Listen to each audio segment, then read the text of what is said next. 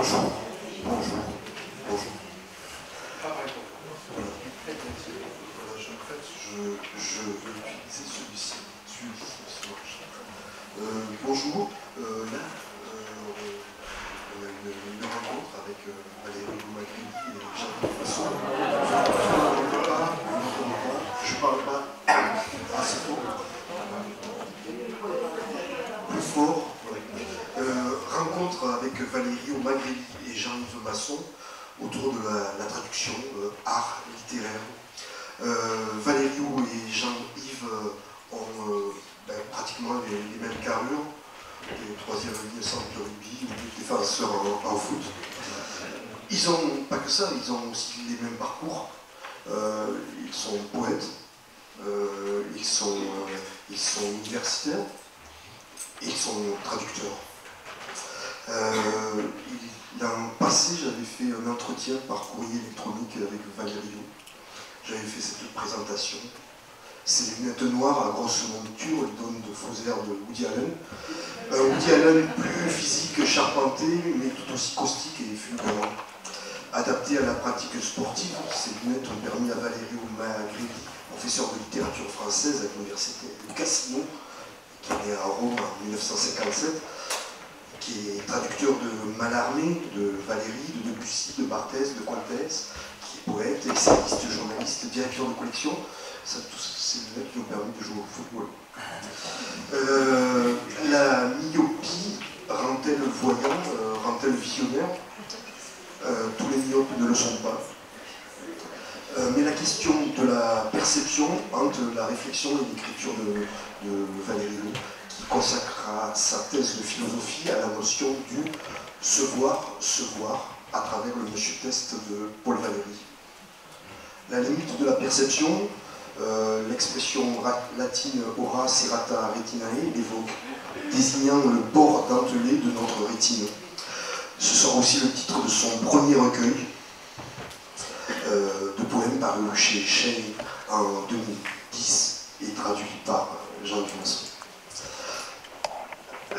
Et ça a été traduit, ça a été publié 30 ans après l'édition internet. La forme est minutieuse, délicate, 2 parties de 45 textes, ceux de la seconde, presque des aphorismes, questionnant les premiers plus libres. Déconstruire, reconstruire, jouer avec les mots, les structures, les formes. Le fils d'un ingénieur qui se voulait architecte développe un chantier aussi ludique que réflexif. J'arrête là, je ne parle pas des autres ouvrages. Et difficile de passer, lorsqu'on s'intéresse un peu à la poésie, à côté de Jean-Yves Masson.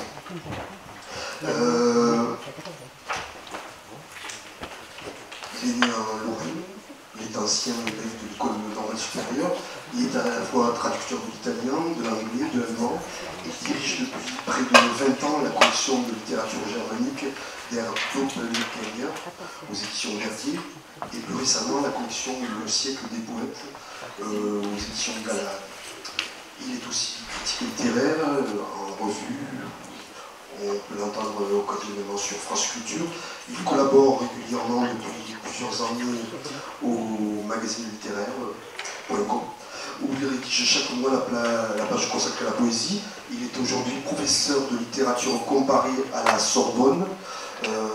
Son travail se déploie dans plusieurs directions, une réflexion sur la poésie moderne et les enjeux de l'écriture contemporaine. Il est aussi poète, mais cette identification dans le champ de la poésie ne prévoit que si on en distingue une autre auparavant, essentielle. C'est quelqu'un qui a une œuvre en train de s'imposer, comme le prouve la publication à l'escampette de poèmes du Festin Céleste, après la publication des recueils Offrandes chez Voix d'encre, Onzaine de la nuit du désir et du roman Isolement. Jean-Yves Masson a gardé une fidélité à l'enfance qui, avec le temps, a trouvé sa résonance dans la découverte de la littérature et dans cette connaissance accrue que représente la traduction. Les dernières paroles ne sont pas de moi, elles sont de Marc Blanchet, notre collaborateur du Matricule des Anges. Voilà. Traduire, qu'est-ce que c'est qui vous a amené à traduire tous les deux? L'amour de la poésie ou la recherche littéraire dans un premier temps? Qui répond en premier? Moi, c'était quelque chose de tout à fait privé. Je n'ai jamais pensé au début que je deviendrais traducteur professionnel. J'ai traduit pour moi, et pour mieux comprendre, pour m'approprier des textes que j'admirais. Donc c'était une pulsion qui était très intime. Quand on traduit de la poésie, je pense que c'est d'abord ça. Après, pour des raisons... je gagne ma vie, j'ai vécu comme traducteur. Mais au début, le début de la vocation, si on peut appeler ça comme ça, c'était vraiment le désir de comprendre, de m'approprier un texte. Et en fait, la première vraie, j'ai traduit un peu dans mon adolescence, mais c'était... non, c'était quand même déjà assez important. Mais la première fois que j'ai fait une vraie expérience de traduction, c'était justement sur un poète italien, Mario Luzzi, et dont j'ai traduit vraiment pour moi et par besoin profond un livre admirable qui s'appelle Le Cahier Gothique, et qui était très bref, mais qui disait exactement ce que j'avais besoin d'entendre au moment où je l'ai traduit. Et comme ce sont des poèmes très difficiles, et qu'au fond je n'étais pas un bon italianiste, je l'ai traduit avec dictionnaire et difficulté, et aussi à partir de ma connaissance du latin, qui m'a beaucoup aidé, parce que Luzzi, justement, écrit en italien très latinisé à cette époque-là. Et donc j'avais besoin d'entrer dans ces poèmes plus profondément. Mais au début, je ne pensais pas du tout à les publier. Et en fait, je lui ai envoyé ma traduction. Et pas du tout en lui demandant simplement s'il me permettait d'en tirer 2 ou 3 poèmes pour une revue de poésie que je faisais avec des amis. Et il a dit oui, très gentiment. Et non seulement il a dit oui, mais il a donné ma traduction à ses éditeurs. Et c'est comme ça que je suis arrivé chez Vertier. Mais c'est pas moi qui ai cherché un éditeur pour ma traduction, c'est le poète qui m'a fait l'honneur de trouver qu'elle était bonne. Voilà, c'était le début. Valério? Et pour moi, c'était un peu le contraire. C'est-à-dire, au début, j'avais accepté de traduire des textes que pour gagner quelque chose. Et au fur et à mesure que j'avançais, j'ai commencé à enseigner la littérature française. J'avais des cours de langue, donc je ne suis pas bilingue évidemment. Et j'avais trouvé un escamotage, c'est-à-dire pour rompre la fausse idée de fidélité, qui est une espèce de fléau qui a dévasté la conception de la traduction. Je proposais de traduire par exemple un sonnet de Baudelaire dans 3 maîtres divers, c'est-à-dire on avait le même sonnet, un alexandrin français, qui avait été traduit en ottonari, non venari, endecasillabi. Et à la fin, la classe me demandait bien quelle est la version la plus fidèle, et je répondais, il n'y en a pas. Il n'y a pas de fidélité, il n'y a pas possibilité de réfléchir un maître français dans un maître italien. Donc, il restait perplexe devant ce 3 jumeaux, comment dire, hétérozygotes, qui étaient des traductions, qui étaient fidèles, mais qui étaient tout à fait différentes. Donc j'ai enseigné j'ai pratiqué la traduction, j'ai eu la chance parfois de connaître des auteurs que j'ignorais. Je dois l'avouer, par exemple, Coltès. Je traduis du Coltès, c'était pour moi une découverte vraiment énorme. Puis j'avais suivi des cours de Roland Barthes, j'ai eu la chance de traduire un Barthes posthume, un journal de deuil. Mais finalement, j'ai rencontré Giorgio Einaudi qui m'a donné l'occasion de diriger une collection pour une dizaine d'années. Et c'était, je l'ai porté avec moi, c'était cette folle collection trilingue dans laquelle on avait deux écrivains étrangers qui se traduisaient, dont l'un traduisait l'autre. Par exemple, là il y a un Shakespeare traduit de Bonfoy, et en bas, en italien, la traduction de Giuseppe Ungaretti. Donc c'était pas la première fois, je crois que Hansa Verlag avait fait quelque chose de... mais pas systématiquement. Là, par contre, on a eu une collection, une douzaine 13 titres avec des choses franchement fulgurantes. Par exemple, Artaud traduisant Lewis Carroll, ou bien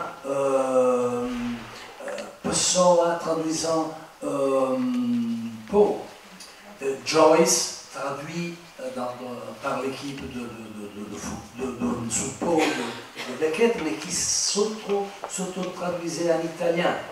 Et finalement, Karen Blixen, pour rester Beckett évidemment, mais Karen Blixen qui se auto-traduit de l'anglais, parce que je ne savais pas, parfois pour moi c'était des véritables découvertes. C'est-à-dire, les textes originaux de Karen Blixen ont été écrits en anglais, et elle s'auto-traduisait en danois en changeant, je ne sais pas pourquoi, les saisons de l'action.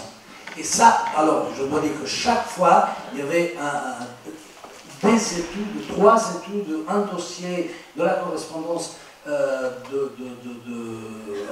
du savant qui s'occupait de la traduction. Donc, par exemple, là, on a eu Sophocle traduit par Hölderlin, avec une préface de George Stein. Enfin, c'était 15 ans pratiquement de ma vie là-dessus, et donc pour moi le trajet de la traduction a été une sorte de découverte progressive d'un véritable univers. Je dois dire, je me limite parce que je suis un collectionneur de citations par rapport à la traduction, et Jean-Yves en connaît beaucoup plus que moi, mais de toute façon, il y a ces 3 mots de Borges qui sont parfaits pour expliquer de quoi s'agit-il quand on traduit. La traduction est une... c'est de l'espagnol, c'est un peu trop... Enfin, c'est le modèle de l'acte littéraire. Donc, si vous voilà, la question c'est presque plus ou moins comme ça, si vous voulez avoir une idée de ce que c'est le modeste acte littéraire, vous devez traduire pour connaître cette expérience. Pour traduire, il faut connaître la langue, mais peut-être pas seulement. Oui. Il faut rentrer dans le poème, il faut aussi avoir de cette langue la représentation ou les représentations du monde qu'elle génère. L'italien et le français ont peut-être des représentations similaires, mais avec des différences, non? En fait, on pourrait croire que ce sont 2 langues proches, mais la difficulté par rapport à d'autres langues, c'est qu'elles ont l'air proches et que c'est un piège. Souvent, on a un mot qui vient du même mot latin, donc ça se ressemble. Seulement, il y a 2000 ans d'histoire qui ont donné à ce mot une toute autre connotation. Et donc, en fait, c'est souvent illusoire. Parfois, évidemment, c'est possible et il le faut.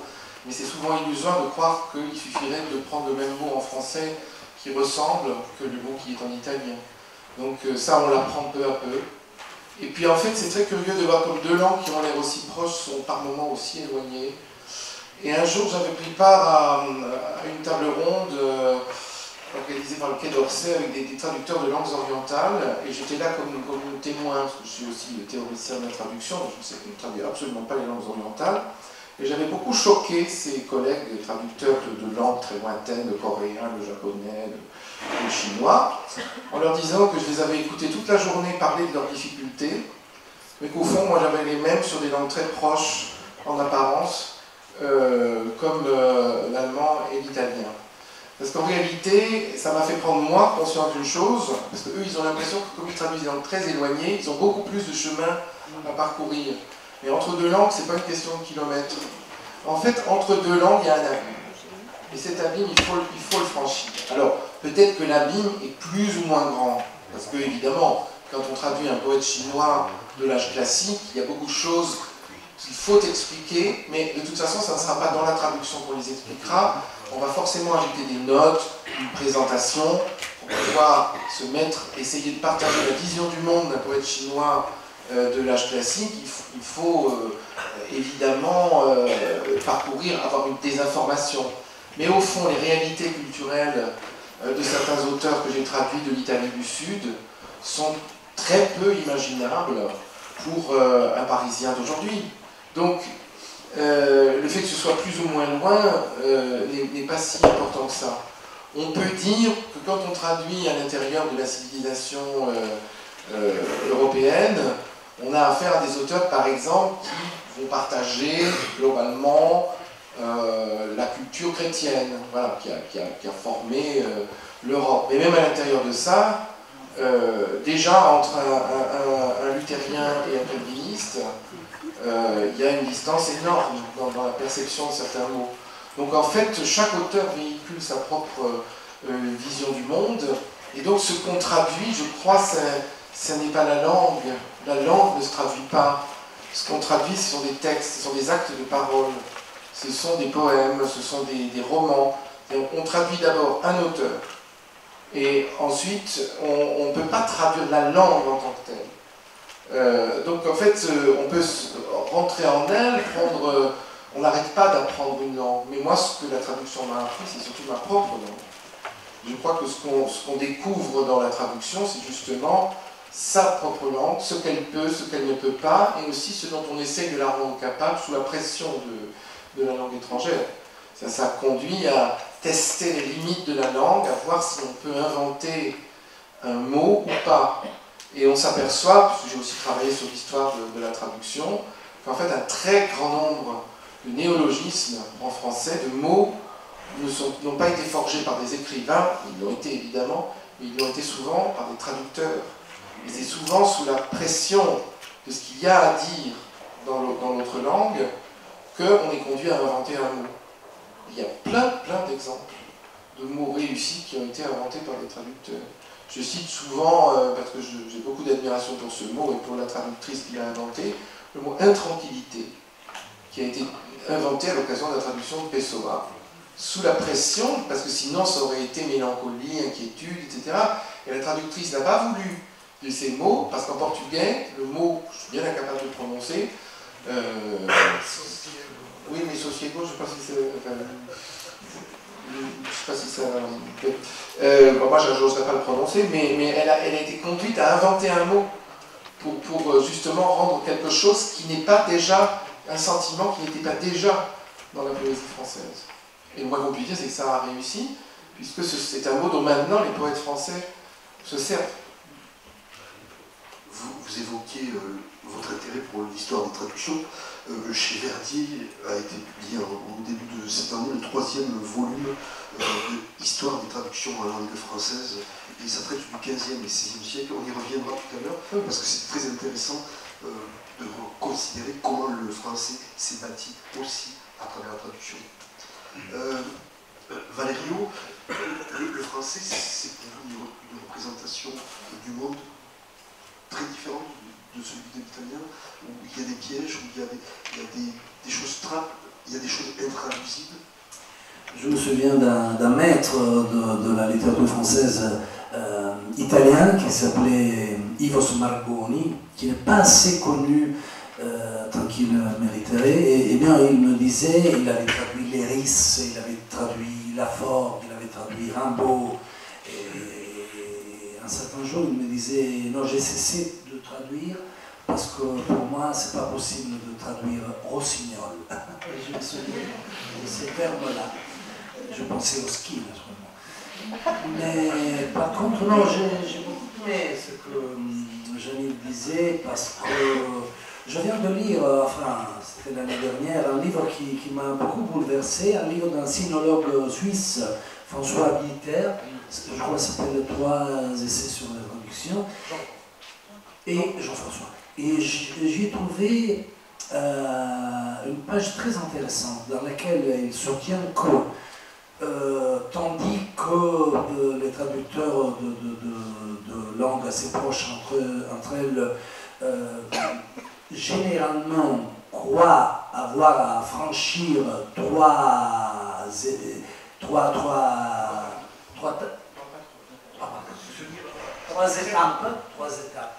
Il soutient que, par contre, parmi des langues très loin entre elles, il en faudrait 5. Mais, je ne sais pas, enfin, ce n'est pas le cas d'analyser cette affirmation. Ce qui m'a beaucoup frappé, c'était le fait qu'il soutenait l'importance d'un moment de pure extase. Il disait qu'à un certain moment, il y avait la compréhension, la transcription, la réécriture, mais à un certain moment, il fallait s'arrêter, se faire songeur et s'ouvrir. C'est quelque chose évidemment assez proche à la spiritualité orientale, et s'ouvrir à un moment d'attente. Eh bien, ce qui est drôle, c'est que j'ai mis cette remarque en rapport avec une étude de type neurologique d'un savant américain assez connu en Italie qui s'appelle Hofstadter, Douglas Hofstadter, et qui s'était intéressé à un certain moment d'anagrammes. Il a écrit un essai sur ceux qui sont en gré de réaliser un anagramme. Parce que, par exemple, maintenant il y a des moteurs sur la toile, et c'est très facile, mais quand vous posez un homme, il vous donne 4000 réponses. C'est pas possible de lire tous les 4000 réponses. Tandis que, un faiseur d'anagramme est capable tout de suite, à un certain moment, d'avoir une vision de caractère, évidemment pas religieux, mais plutôt linguistique. Eh bien, j'ai essayé de superposer ces lectures en supposant que dans la traduction, il se donne de moments presque d'extase, mais je souligne au sens neurologique du terme, donc c'est pas question d'esprit et tout ça, de moments d'extase dans lesquels le traducteur, tel que quelqu'un qui s'occupe d'anagramme, fait littéralement précipiter l'autre langue dans la sienne. Et je me souviens à ce propos d'une rencontre incroyable, assez surprenante, qui eut lieu, je crois, en 1935, entre Walter Benjamin et André Gide. Mais, enfin, pour moi, j'apprécie beaucoup Gide. Pour moi, ce n'est pas un des grands écrivains français, évidemment, mais je le considère un énorme intellectuel, un théoricien, un homme d'un grandissime courage, avant tout. Mais de toute façon, qui a dénoncé l'homophobie, le colonialisme, le stalinisme. Pas un grand romancier quand même. Mais de toute façon, ce qui m'a surpris, d'abord, était l'attitude de révérence de Benjamin par rapport à Gide. Pour nous, c'est presque incroyable. Enfin, j'ai étudié la philosophie et pour moi, Benjamin, c'est un astre. L'idée du jeune Benjamin qui se rend chez Gide pour obtenir une interview, c'est assez drôle. De toute façon, cette interview est magnifique. Et dans cette interview, Gide reconstruit ses rapports avec l'anglais. Il dit que l'anglais était la langue de ses parents, qu'il ne voulait pas qu'il l'apprenne parce qu'il ne voulait pas être compris quand ils parlaient entre eux. Donc Gide connaissait l'allemand et il avait traduit d'ailleurs de l'allemand. À un certain moment, il s'applique à l'anglais et il traduit Conrad. Voilà, dans ma collection, je me suis occupé de Conrad, Typhoon, traduit par Gide.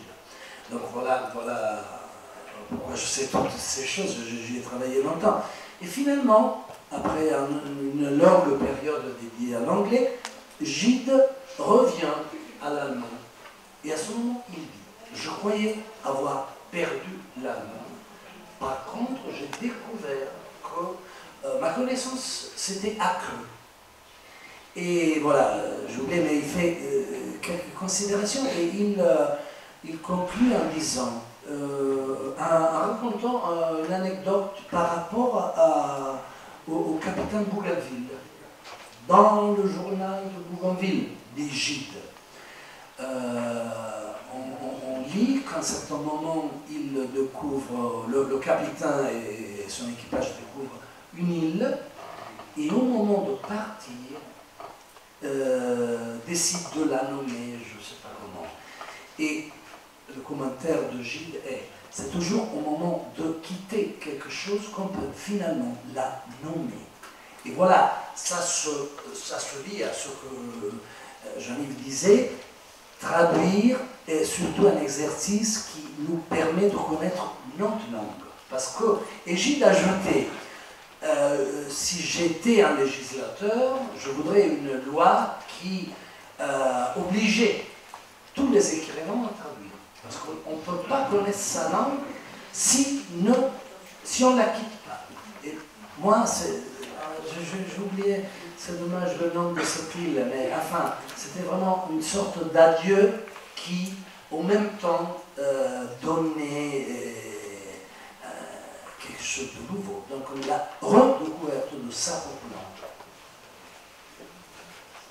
J'ai toujours été fasciné par les traductions des modes d'emploi, des appareils, des modes à monter. J'ai toujours pensé que c'était des poètes qui les écrivaient, parce qu'ils étaient très décalés par rapport au réel, finalement. Au-delà de la galéjade, j'aurais aimé parler de poésie. Est-ce que la poésie, qui est quelque chose de l'ordre du très sensible, est la traduction la plus facile à réaliser? La plus facile. Pourquoi? Parce qu'on pourrait faire n'importe quoi. C'est ça. Non, enfin, moi j'aurais tendance à dire que c'est ce qui est le plus difficile. Et donc, mais même l'idée commune, mais elle n'est peut-être pas fausse, c'est qu'un poème est intraduisible. Et on pourrait même définir la poésie comme ce qui s'oppose d'une certaine manière à la traduction. On peut se demander si certains textes n'ont pas été écrits justement pour être intraduisibles. Seulement le problème, c'est que quand une chose se présente comme impossible, elle est d'autant plus tentante. Vous savez, dans les activités que j'ai pu faire sur la traduction, j'ai créé avec un ami, Jean-René L'Admiral, une collection aux belles lettres où nous essayons de rassembler des écrits sur la traduction, de tous des inédits, mais aussi des grands écrits sur la traduction qui ne sont pas connus en France. Par exemple, on a une anthologie en préparation des théoriciens russes de la traduction. Tiens, la pile... Non, pardon, ça a marché. Donc on va avoir une anthologie de tout ce qui s'est... Enfin, des principaux écrits sur la traduction en Russie. Parce que nous ne connaissons pas du tout en France les théoriciens russes de la traduction. Or, ça remonte à l'époque de Pouchkine. Hein. Il y a énormément d'écrits de poètes et de grands critiques sur la traduction. Et puis en France, on ne connaît pas le nom de Fyodorov, par exemple, qui est tout à fait fondamental. Donc on va faire ça. Et la collection, elle a commencé par un écrit que je recommande à tout le monde, qui s'appelle « Misère et splendeur de la traduction » de Ortega y Gasset, qui n'avait jamais été traduit il avait été traduit en français, on en trouvait une traduction en ligne, mais jamais publié en France. Et Ortega y Gasset dit une très belle chose, je trouve, qui m'a beaucoup marqué, c'est que l'homme est le seul animal qui se propose des choses impossibles. Parce que les animaux ne font jamais que ce pourquoi ils sont programmés, ou du moins des choses qui leur sont accessibles. Que nous avons cette manie de vouloir des choses impossibles. Donc la traduction fait partie des choses impossibles. Puisqu'il s'agit, il y a une phrase, en fait l'histoire des traductions, l'histoire de la pensée de la traduction, d'une certaine manière, au moins dans notre civilisation, d'ailleurs plus dans notre civilisation que dans d'autres, puisqu'apparemment c'est pas du tout la même chose en Chine, c'est une espèce de longue plainte sur la traduction. Le traducteur est toujours accusé. Le traducteur est toujours en état presque de culpabilité. Hein. Et on va toujours essayer de prendre en faute. Et d'ailleurs, les préfaces de traducteurs à l'âge classique, c'est toujours un long plaidoyer du traducteur. J'ai fait ce que j'ai pu, ne m'en veuillez pas, etc. Et bon, c'est un peu ce poids de culpabilité qui pèse sur les traducteurs et dont je crois qu'il faut se délivrer. Enfin, il faudrait essayer, en tout cas.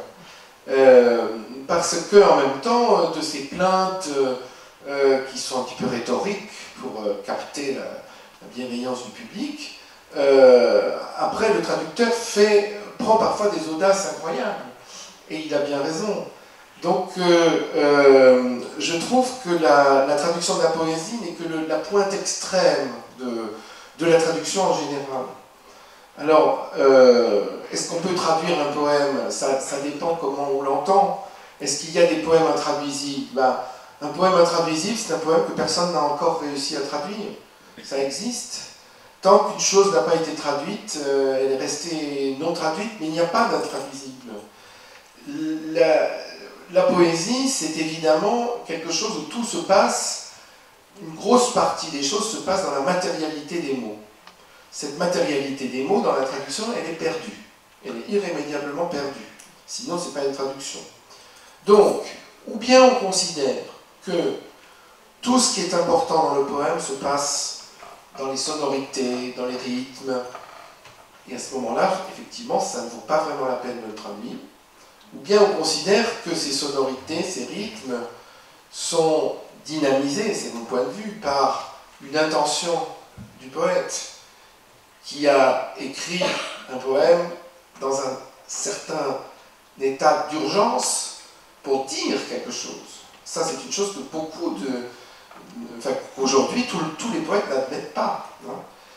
Et à ce moment-là, il est tout à fait légitime de repartir, d'essayer de retrouver. La seule chose que peut faire le traducteur, c'est d'essayer de retrouver, par la pensée, par l'intuition, ce moment où l'autre poète a éprouvé le besoin d'écrire son poème et d'essayer de le reformuler dans la langue d'arrivée, la langue cible, comme on dit en termes un peu techniques, en essayant évidemment de recréer un poème, c'est-à-dire de créer des jeux de sonorités, de rythmes, mais qui ne seront forcément pas les mêmes. Forcément pas les mêmes. Il y a une phrase de Georges Bounin, qui est un merveilleux théoricien de la traduction, qui se trouve dans un essai publié à Marseille en 1954 ou 1955, mais qui a été réédité depuis, qui s'appelle Les Belles Infidèles, dont la première phrase dit « Toutes les objections contre la traduction se ramènent à une seule, elle n'est pas l'original. » Ah oui, bien sûr. Si on n'accepte pas, alors il ne faut pas lire de traduction. Mais on est obligé de l'accepter si on veut avoir accès à des traductions, à des œuvres qui sont écrites dans des langues qu'on ne comprend pas. Et c'est souvent aussi une chose qu'on ne dit pas sur la traduction, c'est qu'elle est quand même d'abord faite pour des gens qui ne peuvent pas s'en passer. Si je peux lire Tolstoï en russe, pourquoi est-ce que j'irais lire une traduction? Sauf à être pervers comme moi et à analyser les traductions. Et sinon, il est évident qu'on ne lira jamais un texte. Bien sûr, il vaudrait mieux le lire dans la langue originale. Mais dans un second temps, effectivement, c'est ce qu'on découvre quand on travaille vraiment sur les traductions, ça peut être comme ce que permettait la merveilleuse collection de Valerio chez Einaudi, c'est que ça peut être très intéressant de comparer des traductions, de regarder comment le texte a été traduit par plusieurs auteurs, comment il a été traduit dans plusieurs langues. C'est ce que j'essaie de faire avec mes étudiants. Et apparemment, ils en retirent un certain plaisir. Mais évidemment, c'est pas pour tout le monde, sans doute. Le poète, donc la même question, est-ce que la poésie est quelque chose de traduisible? Et est-ce que peut-être le poète est le meilleur traducteur de notre poète? Là, je voulais me rattacher à ce qu'on vient d'écouter parce que, bon, je voudrais rapidement toucher 3 points. Le premier, c'est toujours plus évident que le rapport entre le traducteur, quand on parle évidemment de poésie, hein, je ne dis pas de traduction, disons, utilitaire, véhiculaire. Quand il s'agit d'un poème, il faudrait instaurer le même rapport qui passe entre, par exemple, un compositeur et un exécuteur. Donc il faudrait dire, je vais lire, non pas je vais lire Baudelaire en italien, mais je vais lire du Antonio Prete. Parce que quand je me rends à un concert, je ne dis pas je vais qu'est-ce que tu vas voir, qu'est-ce que tu vas suivre? Alors, je vais compter pour ligne. Il n'y a pas besoin de dire du Chopin interprété par. Il faudrait, et je crois, et j'en suis convaincu, on arrivera à ce point-là, il faudrait vraiment montrer que la traduction, c'est comme du Lucchini qui nous lit Madame Bovary. Voilà, c'est exactement la même chose. Ce sont des interprétations. Donc le traducteur finit par être un acteur, si vous voulez, pourquoi pas un pianiste, un interprète, voilà, un exégète au sens grec du terme.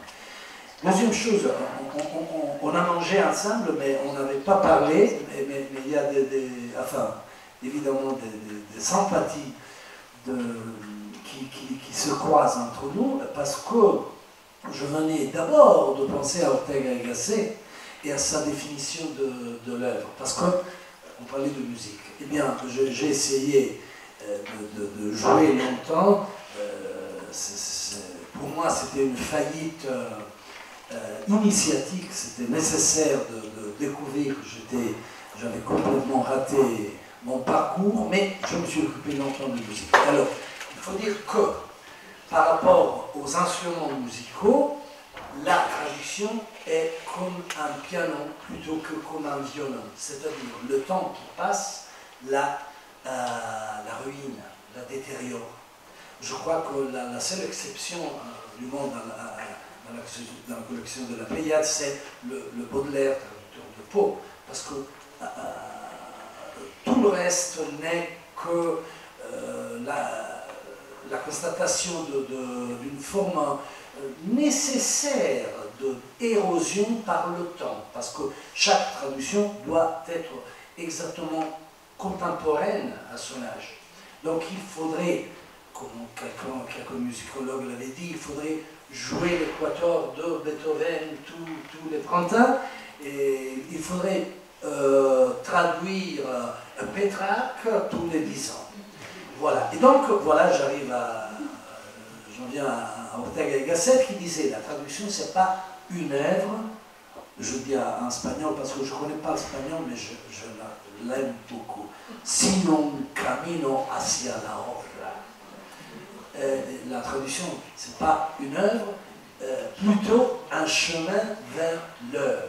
Donc c'est un chemin qui est à refaire chaque fois. Et finalement, par rapport à Georges Bounin, je voudrais vous lire, excusez mon français, mais enfin c'est du français du XVIIe siècle, parce que dans ce livre que j'avais étudié à l'université il y a 40 ans, j'avais découvert une petite note dans laquelle il y avait le passage d'une élégie composée par un des plus grands traducteurs du XVIIe siècle, Guillaume Colté. Donc, ce grand traducteur avait écrit une élégie dont le titre était « Contre la traduction ». Et je l'ai traduit en italien, mais ce n'est pas la peine de la lire, j'aimerais la lire en français. Cette œuvre m'assujettit, je suis là d'imiter la version de Déplay à qui peut inventer. Je suis plus amoureux d'un vers que je compose que de mes livres entiers que j'ai traduits en prose. Suivre comme un esclave un auteur pas à pas. Voilà la liste qui commence avec les infinitifs. Chercher de la raison où l'on n'en trouve pas. Distiller son esprit sur chaque période. Faire d'un vieux latin de Françoise, de française à la mode.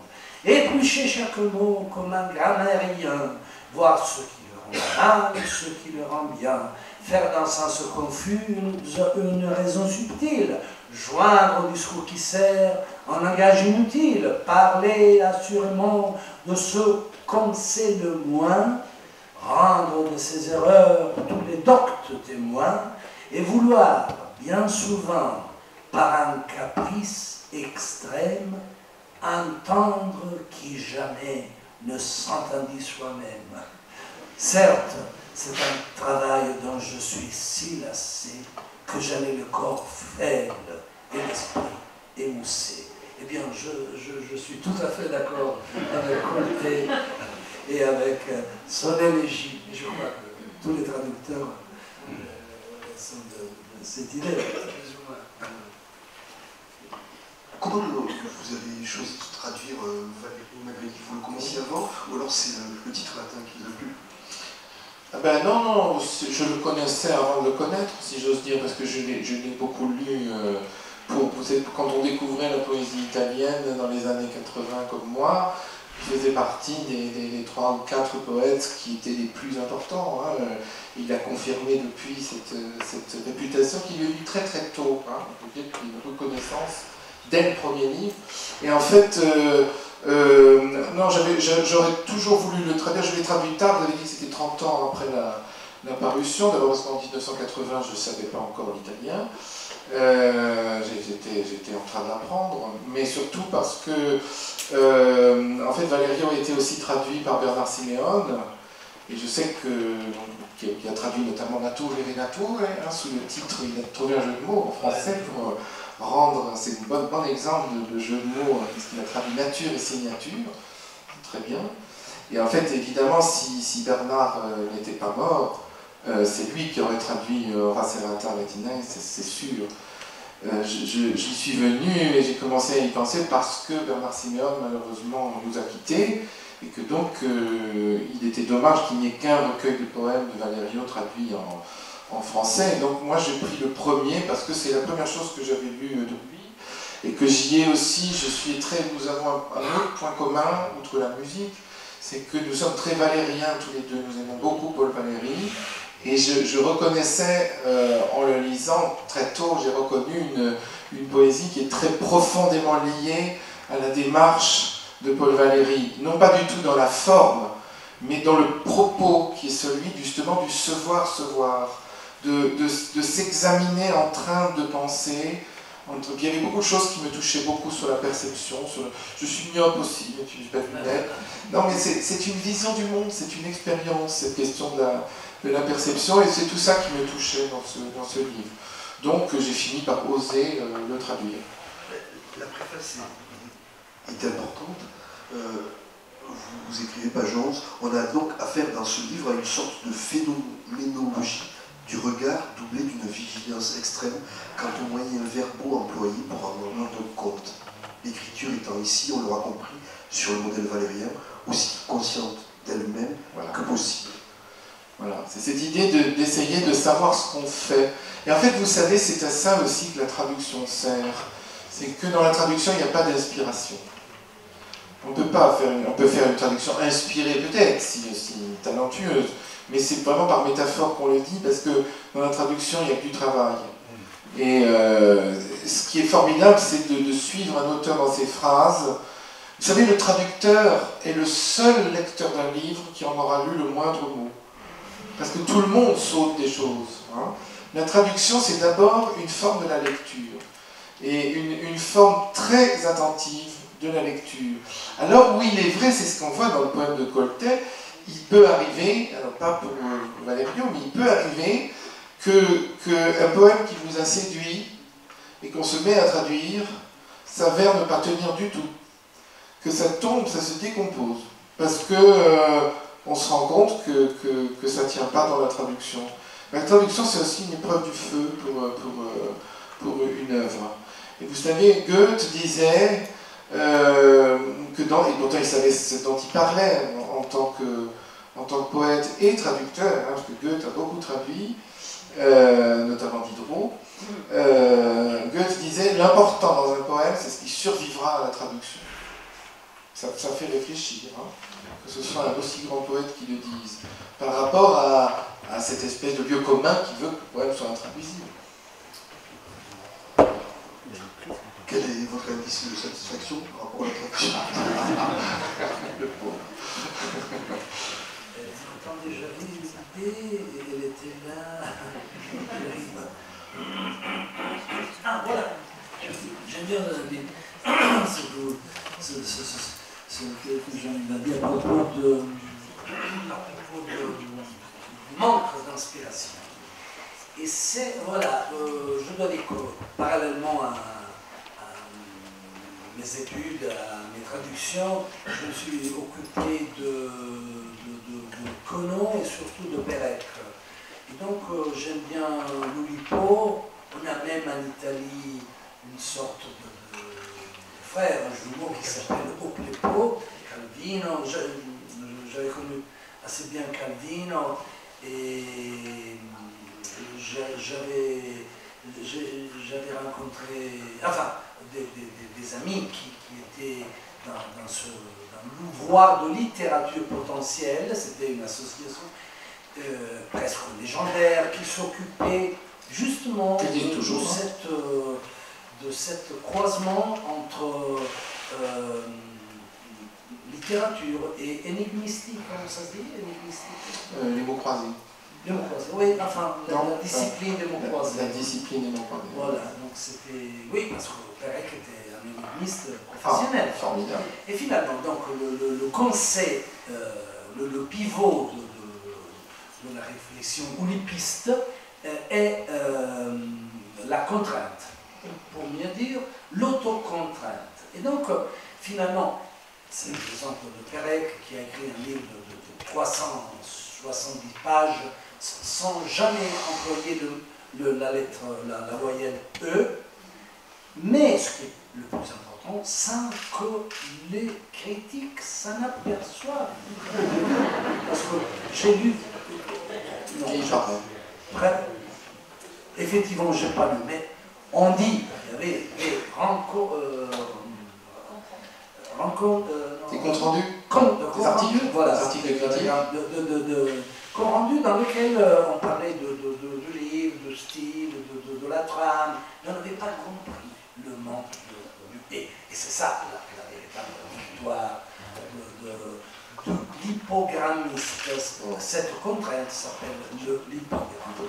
Eh bien, dans un certain sens, la traduction est une sorte.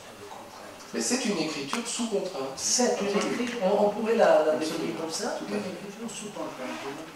C'est un magnifique exercice pour pénétrer dans l'auteur, pour pénétrer dans une autre langue et, je répète, surtout pour revenir à sa propre langue avec un nouveau regard. Moi j'aimerais bien répondre à ce qu'a dit Valérie tout à l'heure sur le fait qu'il faut refaire tout le temps les traductions, parce qu'il a tout à fait raison, mais en fait, ça n'est qu'une des raisons. Enfin, bien sûr, la langue vieillit, hein, c'est vrai, la langue change, mais en même temps, une traduction n'en efface jamais une autre. Moi, ce qui m'a quand même beaucoup frappé, c'est que nous avons une sorte de prétention commune, à dire que nos traductions aujourd'hui seraient plus fidèles, plus rigoureuses, qu'il y a des choses qu'on ne se permettrait plus par rapport au passé. Et qu'en fait, d'abord, quand on connaît l'édition, on sait qu'on se permet beaucoup de choses, avec notamment la traduction des best-sellers, hein, des romans de grande diffusion. On se permet beaucoup de choses qui n'ont rien à envier aux pratiques du XVIIIe ou du XVIIe siècle. Il y a beaucoup de romans américains qui sont traduits avec des coupures considérables dont personne ne s'aperçoit. Pour s'en apercevoir, il faudrait comparer. Et donc ça se fait toujours, l'adaptation. Et deuxièmement, à l'inverse, j'ai découvert, en travaillant sur l'histoire des traductions, beaucoup de traductions du passé qui sont d'une extrême fidélité, d'une grande rigueur, et où c'est pas vrai que le traducteur du passé se permettait n'importe quoi. C'est pas vrai du tout. Alors la langue a vieilli.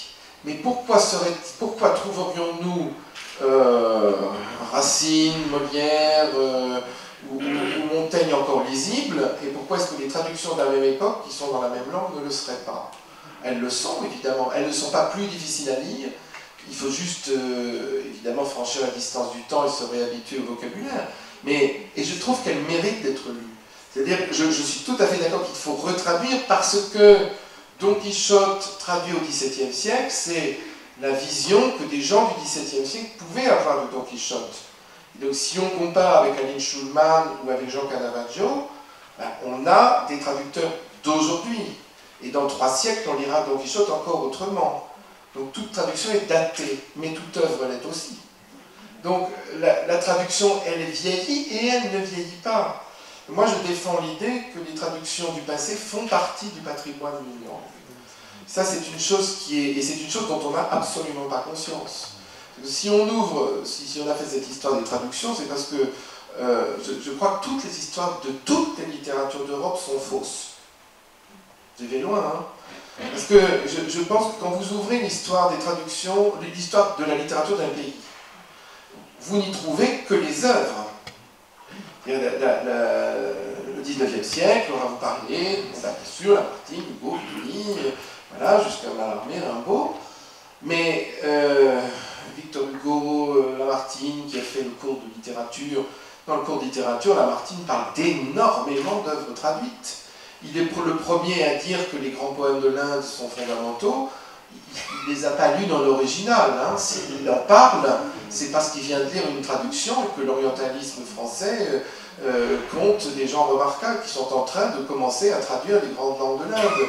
Et Lamartine n'en aurait jamais parlé. Et quand des gens comme Lamartine, ou à la fin du XIXe siècle, le comte de Lille, qui est lui-même traducteur, est bien loin d'être méprisable, reprennent des thèmes de grands poèmes indiens et en font des poèmes français, ben, évidemment c'est parce qu'ils ont comme source une traduction.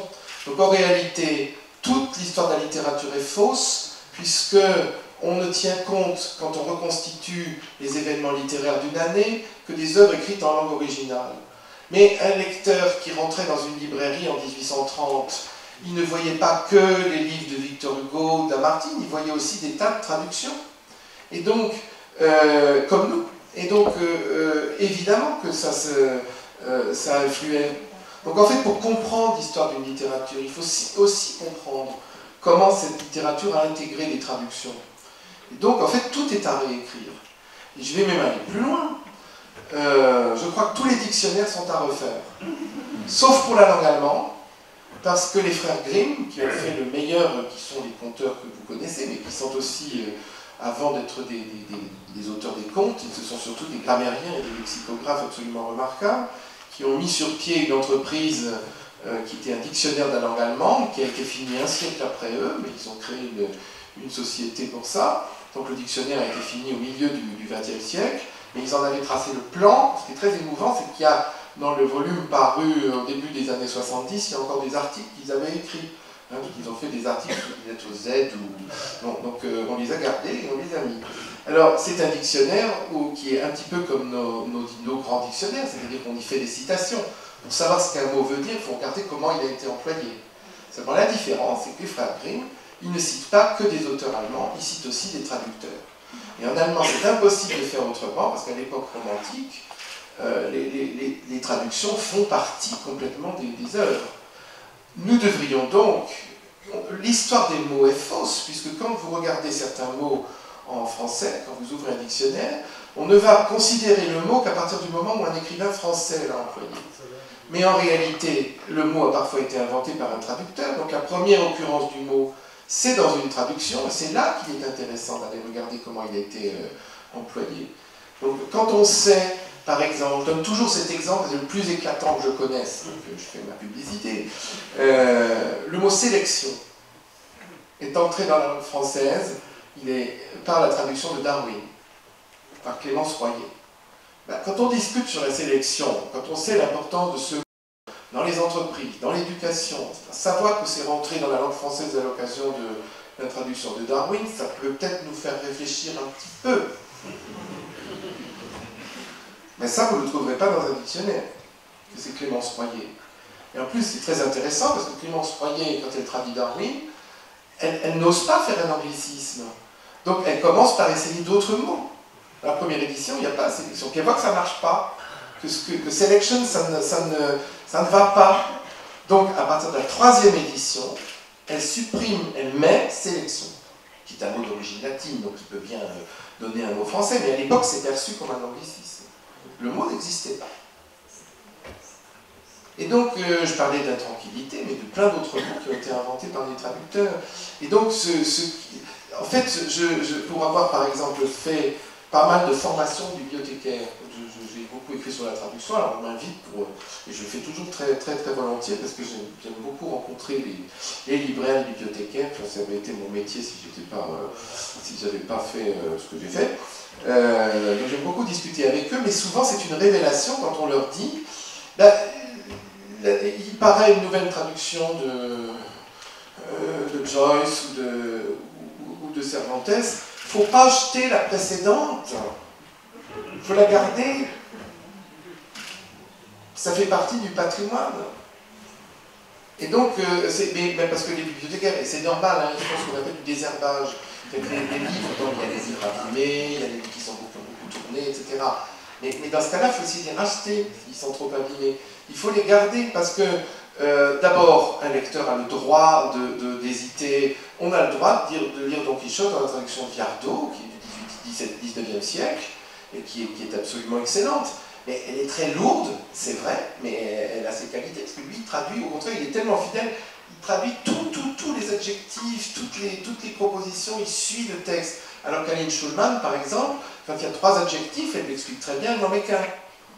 Pour que ça avance plus vite, pour faciliter la lecture. Et elle a raison, c'est un parti pris très... parce que c'est très redondant aussi dans le style. Souvent, il y a les 3 adjectifs, il y a 2 synonymes. Donc, mais parce qu'elle elle essaie de le rendre accessible à un lecteur de romans d'aujourd'hui. Donc voilà, ce que Viardot, paradoxalement, ne se serait jamais permis. Je suis tout à fait d'accord. Un petit plaidoyer. Comme on dit en italien, touché. Mais, quand même, je pensais... Enfin, il faut parler de deux niveaux différents. Évidemment, la référence au lecteur d'aujourd'hui, c'est parfait. C'est-à-dire, tandis que je parlais, je pensais à ma fille, à laquelle devait lire un Dostoïevski. Je lui ai donné l'édition sur laquelle j'avais lu Dostoïevski. Elle m'a dit, c'est très très bien, mais as-tu une traduction italienne? C'est-à-dire, elle n'avait rien compris à partir de la toute première ligne. Ah oui. Donc, alors, il faudrait justement voir d'un côté l'intérêt du patrimoine linguistique et historique d'une langue, de l'autre la possibilité d'établir un contact avec les nouveaux lecteurs. Et je parle de tout ça en France, c'est-à-dire dans un pays qui a été par rapport à l'Italie le premier à traduire ces bons classiques. Tandis qu'en Italie, ce procédé, personnellement, on m'a proposé de traduire Boccaccio, j'ai refusé. Mais finalement, je suis un peu taliban, mais finalement, à un certain moment, je me suis dit, eh ben, si ça c'est la seule possibilité pour donner accès à quelqu'un, pourquoi pas? Et alors je dirais qu'il faudrait publier donc Boccaccio dans l'italien d'aujourd'hui, quand même avec le texte original. Nous disons le testo original. Oui, c'est ce qu'on fait pour Rabelais, par exemple. Voilà, c'est ça. Donc voilà, c'est ça. Il faudrait donc justement viser les différents les divers types de requêtes. Là, c'est encore un cas très particulier parce que c'est la traduction intralinguistique. Donc évidemment, oui, ben nous, les classiques du Moyen-Âge, par exemple, sont presque tous publiés avec une traduction en face. C'est vrai. Au livre de poche, il y a une collection formidable faite par Michel Zinc, où il y a le texte original d'un côté et la traduction de l'autre. Il faut que vous saviez qu'en Italie, ça n'existe pas. Mais est-ce que ça n'est pas parce que la langue italienne, quand même, a moins. Enfin, la langue de Bocca, c'est quand même pas si éloigné que ça dans la langue contemporaine. Parce que nous, quand on lit le français médiéval, il faut vraiment l'apprendre. Il faut vraiment faire une formation pour arriver à accéder. Il y a des mots disparus, il y a une grammaire différente, etc. Le français a plus évolué depuis le XIIIe ou le XIVe siècle que l'italien. Mais pour un étudiant d'aujourd'hui, c'est difficile. Impossible de lire le Décaméron. Donc il faudrait évidemment insérer cette possibilité. C'est un nouveau horizon à étudier. Je ne sais pas s'il nous reste beaucoup de temps. Est-ce qu'il y a du temps pour avoir des questions par l'heure de la salle?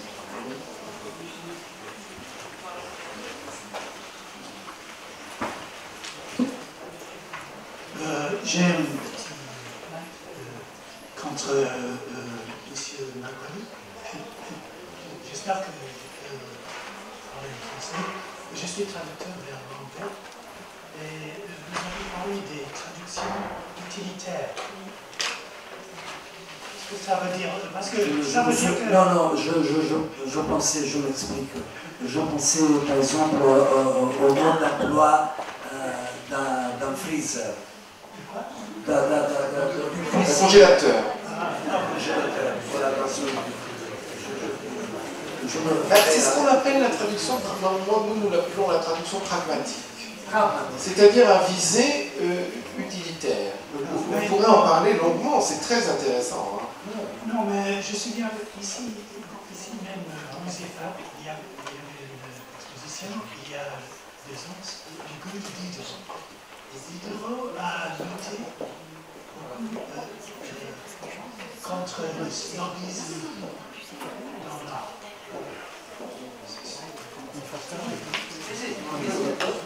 Dans l'art. L'art par de peinture.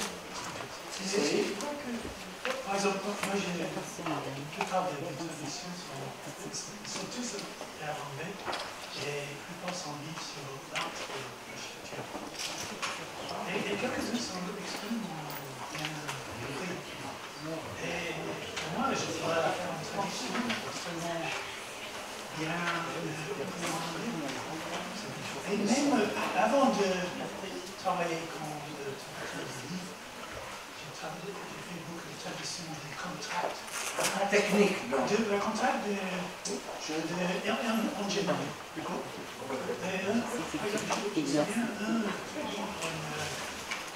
Très grand, 300 000 c'était extrêmement bien. Le contrat est extrêmement bien écrit. Mais je n'accepte pas que c'était utilitaire. Je veux dire que, voilà, la grande différence, c'est pas moi qui dis ça, entre, disons, les traductions techniques, pragmatiques et les traductions poétiques, c'est le taxe d'ambiguïté.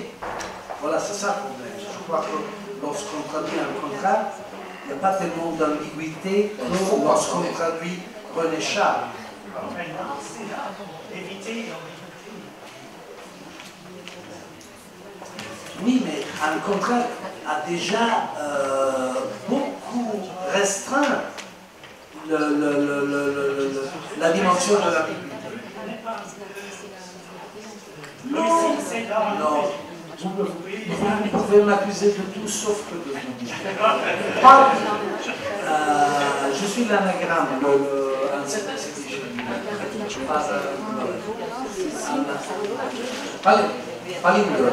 palindrome, de zone. Non, c'était seulement une remarque de caractère spécifique, technique, c'est-à-dire la traduction d'un contrat se fait à partir d'un langage qui a été dûment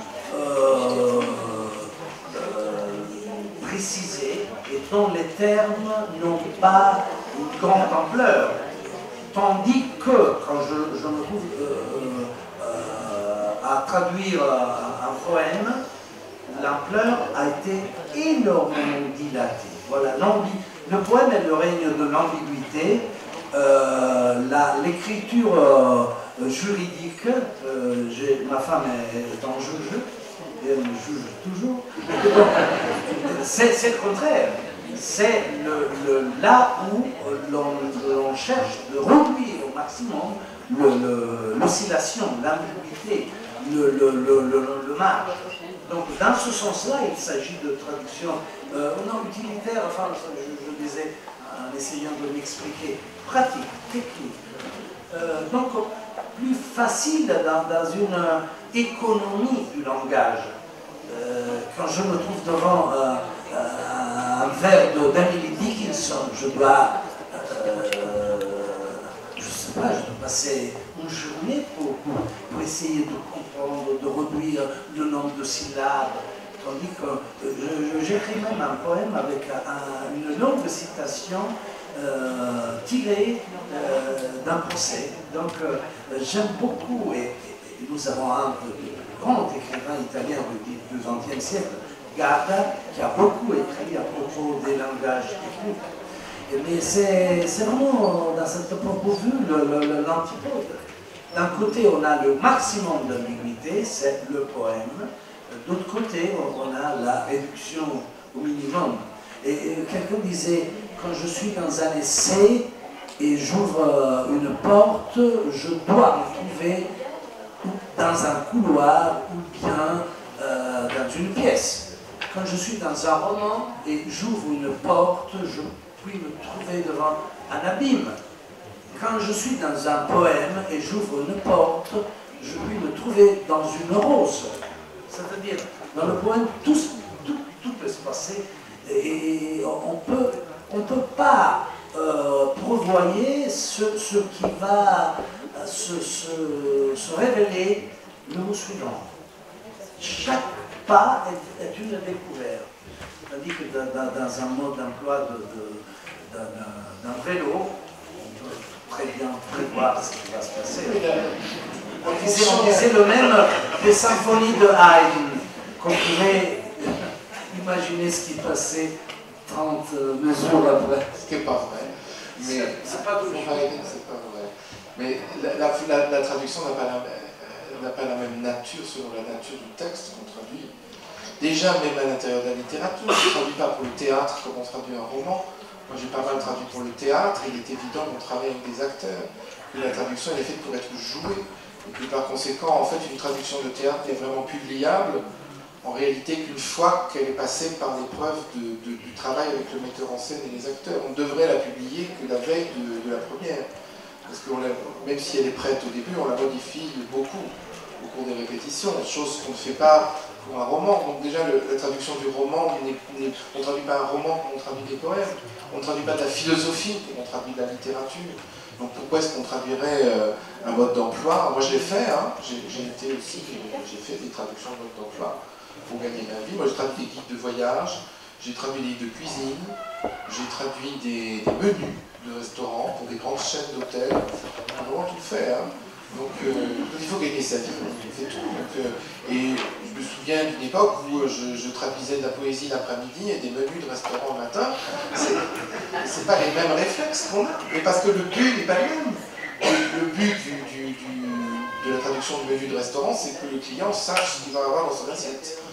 Donc de ne pas faire d'erreur et en même temps que ça ait l'air appétissant.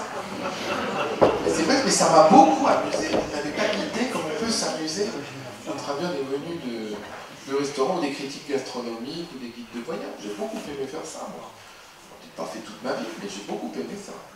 Et quand vous traduisez par exemple un mode d'emploi de frigidaire, il faut pas qu'à la fin, ça fasse un mode d'emploi de machine à laver. Absolument. Et là, c'est pour ça qu'on la limite, c'est qu'il faut absolument, et c'est qu'il faut absolument être, c'est pour ça que je l'ai fait très peu, parce qu'il faut absolument être compétent. Il faut savoir ce que désignent les mots. Et les trois quarts des menus, des modes d'emploi que vous voyez venir, par exemple, notamment d'Orient, de machines fabriquées en Chine, sont en fait réalisés par des traducteurs automatiques.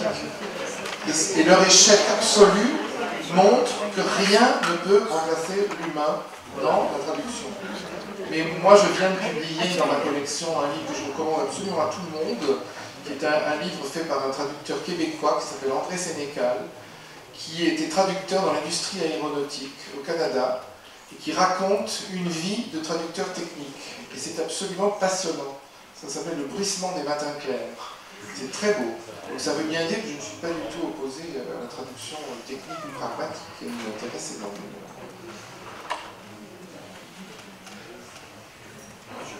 Oui, je voulais poser une question à propos du français au baccalauréat.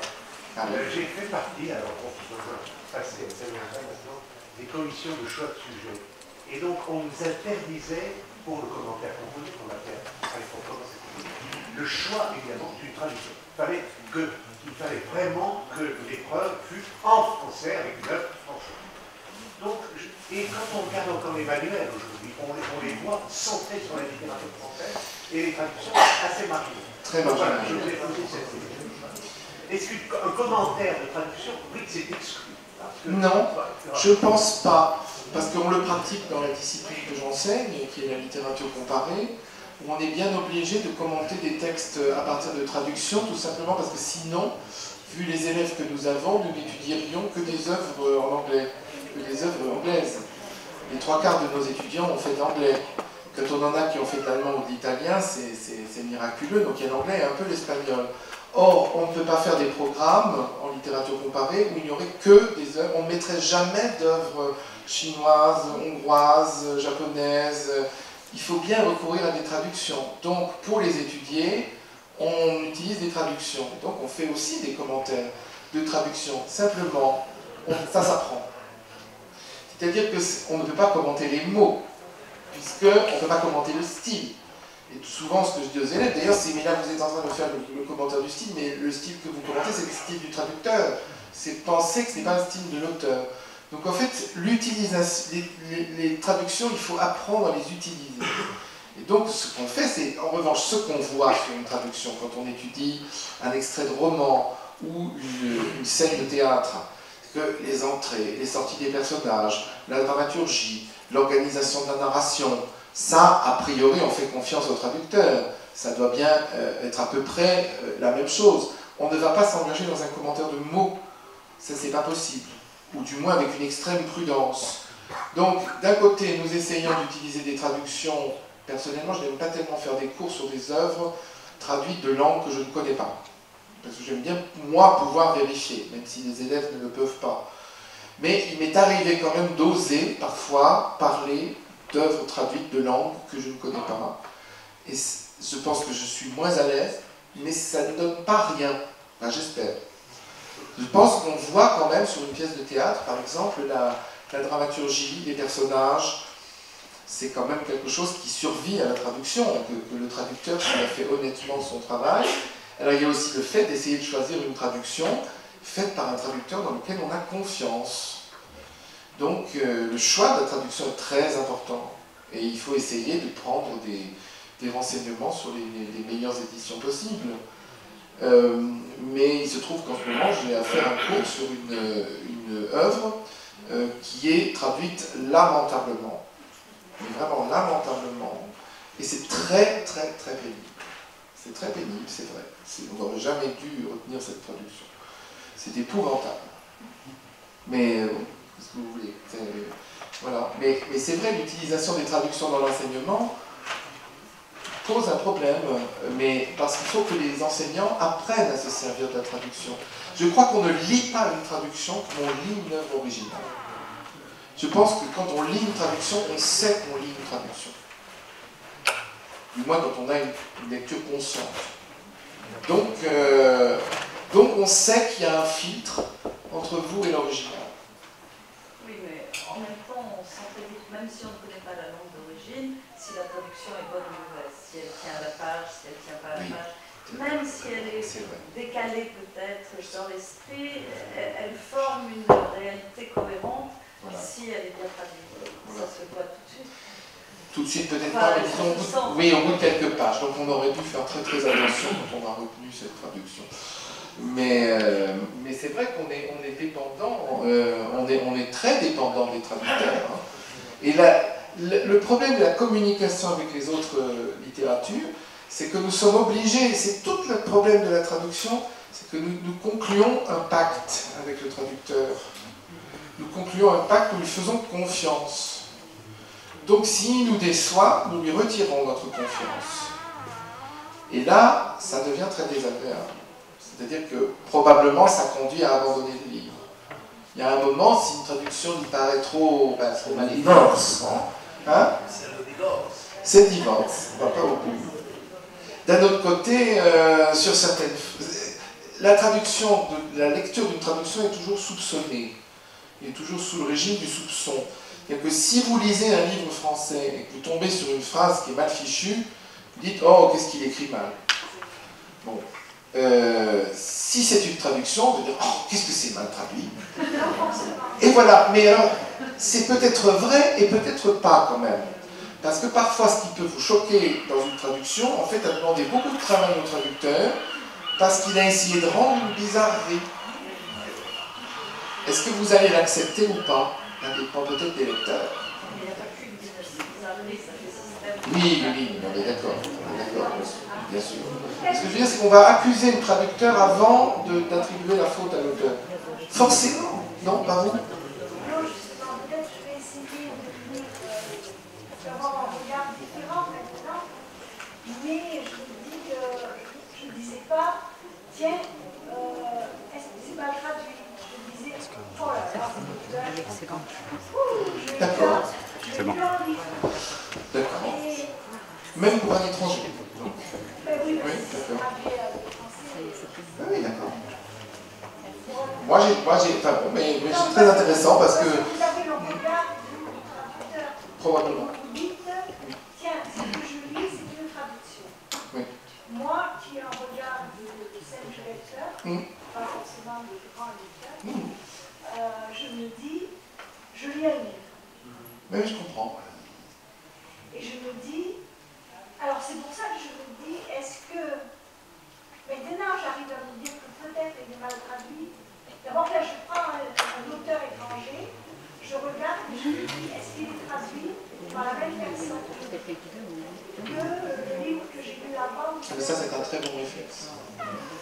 En me disant... Voilà, ça veut dire que vous êtes déjà une lectrice très très consciente. C'est des questions que tout le monde ne se pose pas. Mais même vous avez raison, bien sûr. Excusez-moi, hélas. d'arrêter.